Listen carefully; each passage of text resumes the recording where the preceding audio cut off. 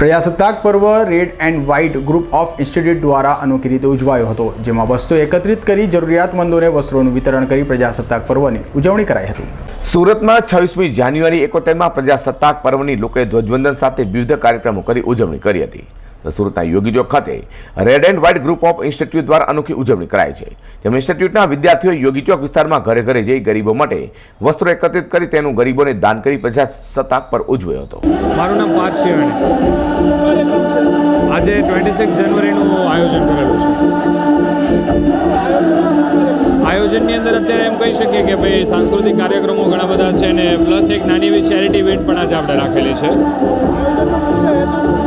આયોજનનો મુખ્ય હેતુ થોડાક સ્ટુડન્ટ પણ એન્કરેજ થાય, એમનો સ્ટેજ ફિયર દૂર થાય, એઝ વેલ એઝ જે ચેરિટી વર્ક છે, ચેરિટી વર્ક આપણા સ્ટુડન્ટ લોકોએ જ પોતે આયોજન કર્યું છે।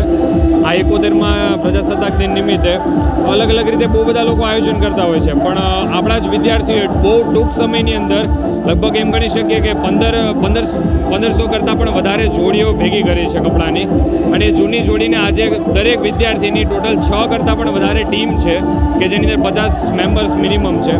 આ લોકો એ દરેક કપડાને જરૂરતમંદ માણસોને અત્યારે ડોનેટ કરવા જવાના છે આજના દિવસમાં। 1500થી વધુ વસ્ત્રો એકત્રિત કરી red and white group of institute દ્વારા પ્રજાસત્તાક પર્વે કરેલી અનોખી ઉજવણી ઉડીને આંખે વળી ગઈ હતી।